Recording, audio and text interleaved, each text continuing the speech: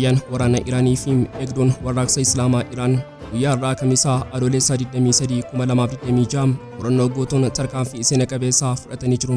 Iraan xiyyeeffannoon ishee lafa duwwaa yookaan kaambii idilee irratti hin goone. Isheen kallattiin ujummoo dhiigaa waraana Ameerikaa kukkutuuf murteessitee jirti.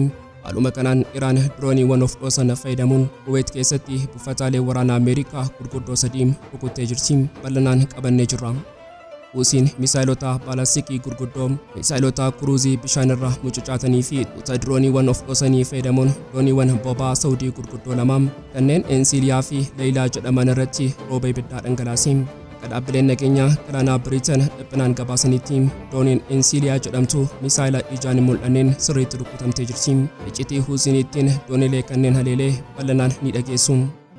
Hoogganaan garee hidhattoota Yemen Abdul Malik Al-Huusiin ibsaa kenneen nuti harkaa wal qabannee taa'umsa yookaan buufata waraanaa Israa'el dachee Somaalilaand keessatti ijaarrattu matuma ija cufanneen daawwannu jechuun labse.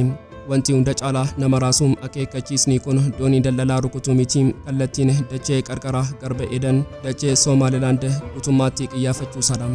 Huusiin akkamitti biyya ollaa keenyaa Somaalilaand rukutuuf qophaa'e yoo haga xumuraatti nu faana turtan iccitii kanneen bal'inaan ni dhageessu. Qophii keenya laayik gochuun jalqabaan affeerraa keenya yeroo maraati. Yooyyaa ashamaar kafuuni kabajamtoota dhaggeeffattoota keenya kun Oromiyaa 24 Newsdha. Kanneen chaanala YouTube keenya faaraa taatan subscribe gochuun maatii keenya ta'aa. Qophiin keenya namoota hedduu biraa akka ga'uuf like share gochuun waliif qooduun dagatinaa. Xumura qophii keenyaatti turtii gaarii.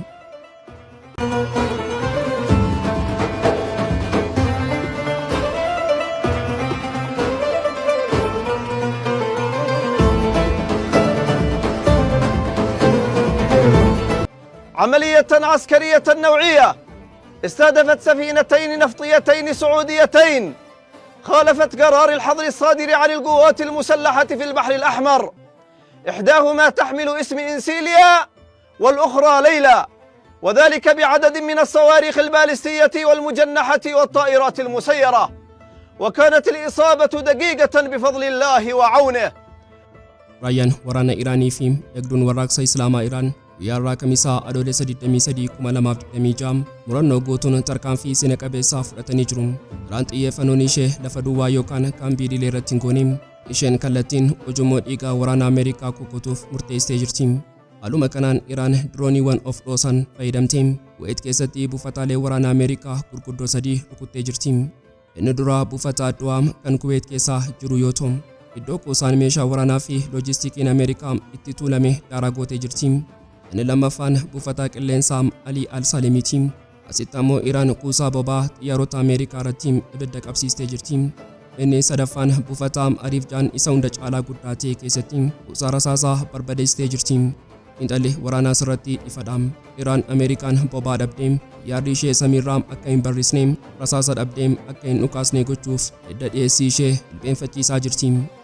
Wanti hunda caalaa addunyaan asisee fi onnee Peentaagoniin cabse garuu haleellaa Joordaan keessatti raawwatamedha.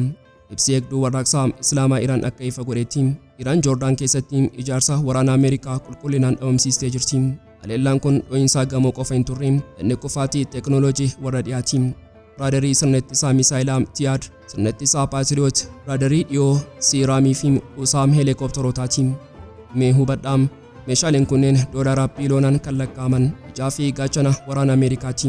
Iraan meeshaalee ittisaa kana mataa isaaniiyyuu yoo barbadeessite Ameerikaan Iraaniin haleelluu naafu ofiifuu samii irratti jaamaa fi duudaa taate ollaa dhaabbachuu ishee mirkaneessa. Ameerikaanis gama isheetiin harka marattee hin teenye garuu ibsi isheen baastu aarii fi abdii kutannaa kan calaqqisiisudha. Ajajni giddugaleessaa Ameerikaa akka labsetti halkan darbe kun halkan 12ffaati kan Ameerikaan walirraa osoo hin citin Iraan irratti boombii roobsitudha. Peentaagoon nuti humna galaanaa Iraan kuusaa misaayilaa fi diroonii akkasumas raadarii qarqara galaanaa barbadeessineerra jechuun adatee jira. Sababni Ameerikaan asitti dhiyeessitu Iraan dooniiwwan daldalaa ulaa Hormuuz irra deeman adamsuu fi rukutuu akka dhaabduu fi kan jedhudha. Garuu dhugaan jiru Ameerikaan halkan 12 guutuu boombii roobsitee Iraan ammallee humna isheetiin Kuwaitii fi Joordaanitti deebii lafa raasuu kennuu danda'uun ishee haleellaan Ameerikaa kun galma isaa rukutuu akka dadhabee ragaa ba'a. Waraanni kun amma waraana qawwee qofarraa gara waraana ugguraa fi beelaatti ce'ee jira. Ajajni giddugaleessaa Ameerikaa ifatti akka maneetti Ameerikaan uggura galaanaa Iraan irratti qabattee hojiirra oolchaa jirti. Dooniiwwan daldalaa 9 humnaan daandii akka jijjiiran yeroo taasifaman dooniin tokko immoo guutummaatti akka hin sochoone tajaajilaan ala godhamee jira. Ameerikaan Iraan boba'aa akka hin gurgurannee fi meeshaa akka hin galfanne hudhuuf tattaafachaa jirti. Har'a Ameerikaan doonii dhorkuuf yeroo muddamtu. Iraan ammoo buufataalee Ameerikaa daaraa gochuun madaallii of ittisuu ishee tiksachaa jirti. Waraanni kun ammaatee baha giddu galeessaa guutummaatti qarqara obomboleettii dhumaarraa dhaabee jira. Qilleensi galaana diimaa inni ujummoo dhiigaa dinagdee addunyaa fi ulaa daldalaa isa guddicha ta'e halkanidaa nagaadhaan hin bulle. Dachee Yaman irraa obomboleettii ibiddaa fi sibiilaatu dho'e. Gootonni Huusii warri kanaan dura dooniiwwan Israa'el, Ameerikaa fi Biriteen adabaa turan har'a madaallii waraanaa guutummaatti garagalchuun ejjennoo haaraa fi seena qabeessa ta'een diina isaanii isa dhiyoo Saa'ud Arabiyaa irratti bakka roobsanii jiru. Mee dhugaa hadhaa halkan dukkanaa keessa raawwatame kana gadi fageenyaan xiinxallu. Huusiin misaayilota baalastikii gurguddoo, misaayilota kuruuzii bishaan irra mucucaatanii fi tuutaa dirooniiwwan of dhoosanii fayyadamuun dooniiwwan boba'aa Saawudii gurguddoo lama kanneen Ensiiliyaa fi Leeyilaa jedhaman irratti rooba ibiddaa dhangalaase. Akka dhaabbileen nageenyaa galaanaa Biriteen dhiphinaan gabaasanitti dooniin Ensiiliyaa jedhamtu yeroo buufata Jaazaan kan Saawudii irraa maayilii 70 fagaattee bishaan keessa dhaabbattu qaama ishee isa mirgaatiin misaayila ijaan hin mul'anneen sirriitti rukutamte. Battaluma sanatti iyyatattamaa qarqara galaanichaa raasee ibiddi guddaan dooniitti irratti boba'e. Hojjettoonni doonichaa ibidda dhaamsuuf wal'aansoo du'aa fi jireenyaa eegalan. Saa'ud Arabiyaan isheen kanaan dura galaana kiyya irratti eegumsa guutuu qaba jechuun of tuultu har'a qaanii fi dhiphina kanaan dhugaa jiru amanuuf dirqamtee jirti. Abbaan taayitaa geejjibaa Saawudii eeyyee dooniin keenya Ensiiliyaa galaanarraa osoo jirtu rukutamteetti. Ibiddi fuuldura isheetti qabateera garuu hojjettoonni nagaadha jechuun ibsa baase. Garuu dhugaan lafarraa fi galaanarraa ba'aa jiru. Ibsa laafaa kanaan kan dhokfamu miti. Huusiin doonii kanaa kan rukutee dogoggoraan yookaan tasoo osoo hin taane akeekkachiisaa tarsiimawaa lafee cabsuu dabarsuufi. Iccitii fi dhiphinni inni guddichi asirratti ifa ba'a. Maaliif Huusiin doonii Saawudii rukute? Dubbiimaan waraana Huusii sababa yeroo ibsuun dooniiwwan kunniin uggura galaanaa nuti Saawudii irratti labsinee cabsuun waan darbaniif adawwaman jedhe. Kun addunyaa dippiloomaasii fi waraanaa keessatti hirkira lafaati. Huusiin gareen waggootaaf waraanaan aanamaa ture. Har'a ofii isaatiin mootummaa dhuunfaa ta'ee galaana idil addunyaa irratti uggura labse. Biyya akka Saawudii ishee boba'aa addunyaa dhiyeessitu qixxee bishaanitti dhorkaa jira. Kun Huusiin abbaa bishaanii ta'uusaa fi seera galaana diimaa ofii isaatii barreessaa jiraachuu isaa ragaa ba'a. Wanti haala kana caalaatti xaxamaa fi addunyaa raasee garuu dhiibbaa inni daldalaa idil addunyaa irratti fidedha. Haleellaa kana hordofuun galaanni diimaa doonii du'aatti jijjiiramee jira. Akka ibsa Huusii fi ragaa hordofii dooniiwwaniitti halkan tokko qofa keessatti dooniiwwan daldalaa 10 guutummaatti of duuba deebi'uuf dirqamanii jiru. Dooniiwwan boba'aa dhiyoo jiran 5 immoo hatattamaan kallattii isaanii jijjiiranii ulaa daandii isaanii jallifatanii jiru. Kanneen keessaa lamaan isaanii kaanaalii Suwiis guutummaatti dhiisanii daandii dheeraa fi gatii ulfaataa gaafatu filachuuf dirqaman. Kana jechuun dinagdeen addunyaa Huusii harka jira jechuudha. Yoo dooniin boba'aa Saawudii biyya ofii ishee cinaatti galaana diimaa keessa darbuu sodaatte dooniin Awurooppaa yookaan Ameerikaan akkamittiin akkaan darbuu dandeessi? Huusiin yoo ulaagaan keenyaa hin kabajamne boba'aan Saawudiis ta'e meeshaan warra dhiyaa bishaan kanarra hin darbu jechuun dinagdee addunyaa huutee jirti. Ameerikaan doonii waraanaa tuultee bishaanicha eeguuf yaaltus misaayilonni Yaman gaarreen keessaa bifa hin eegamneen furguggifaman ija raadarii hunda jaamsanii dooniiwwan daldalaa daaraa gochaa jiru. Waraanni kun amma qawwee qofa osoo hin taane boba'aa doolaaraa fi ulaawwan daldalaa idil addunyaa hudhuu irratti hundaa'ee jira. Gootonni Ansaarullah Al-Huusii Yaman warri adda warraaqsaa jalatti hoogganaman labsii waraana haaraa kan onnee peentaagoonii fi Riyaadiin cabsu tokko ifatti addunyaatti beeksisanii jiru. Uggura galaanaa Saawudii Arabiyaa irratti labsinee jira. Dubbiimaan humna waraanaa Huusii Yahyaa Saarii viidiyoodhaan ba'ee eebbisaa Saawudii irratti uggurri galaanaa hatattamaan hojiirra oolee jira jechuun labse. Tarkaanfiin kun haasaa siyaasaa osoo hin taane dhiigaa dinagdee Saawudii fi addunyaa muruudha. Huusiin akeekkachiisa cimaa dabarsee jira. Yoo Saawudiin waan tokkollee of tuulummaadhaan tarkaanfatte nutis tarkaanfii walgituu fi cimaan guutummaatti ishee lamsheessina. Maaliif Huusiin yeroo ammaa kana Saawudii irratti uggura labsee iccitiin isaa Teeraan keessa jira? Akka maddeen basaasaa fi gabaasni waraanaa mirkaneessanitti Iraan guyyoota muraasa dura Huusiidhaaf ajaja ifatee dabarsitee jirti. Yoo Ameerikaan bu'uuraalee enerjii fi boba'aa addunyaa irratti boombii roobsuu itti fufte isin immoo boba'aa Saawudii fi idil addunyaa kan hulaa Baab al-Mandeb keessa darbu guutummaatti cufaa jechuun qajeelfama kennitee jirti. Baab al-Mandeb ujummoo dhiigaati. Boba'aan addunyaa dhibbeentaan 12 fi daldalli baay'een achi keessa qaxxaamura.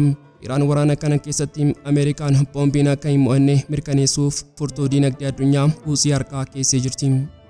Gama biraatiin mootummaan Yemen inni Ameerikaa fi Saudiin deeggaramu dhiphinaa fi naasuudhaan ibsa baasee jira.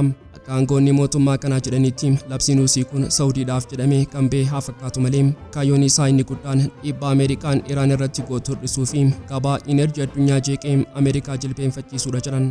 Mootummaan kun Huusii irratti olola oofuun eegduun warraaqsaa Iraan guutummaatti Yemen kaabaa to'atee misaayilaa fi diroonii isaa Hudaydaa fi qarqara galaana diimaatti ijaaree xumureera jechuun iyyate.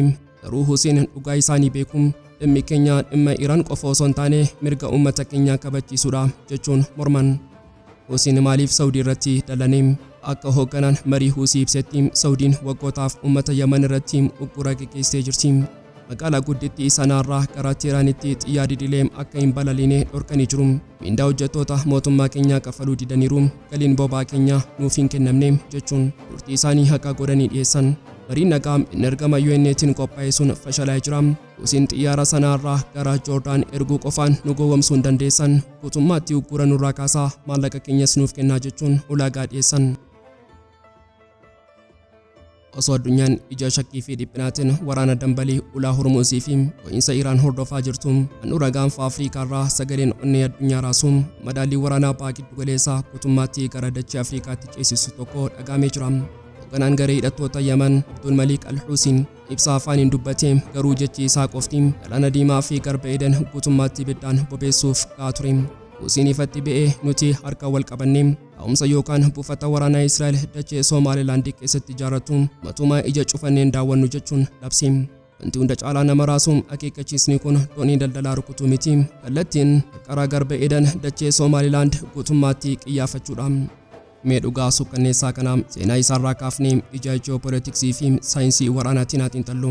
Madheenyatti Somaalilaand addunyaa irra caalaaf maqaa hin beekamne turte. Garuu muddee 2025 irraa eegalee dacheen kun abdii dho'insaa isa guddichaa taatee jirti. Israa'el biyya addunyaarraa ishee jalqabaa ta'uudhaan Somaalilaandiif beekamtii birmadummaa ishee kennitee jirti. Waxabajjii 15 2026 imbaasiin Somaalilaand magaalaa Qudsii yookaan Yerusaalem keessatti baname. Alaabaan addunyaan hin beekne magaalattii biyyoonni baay'een hin beekne keessatti yeroo fannifamu.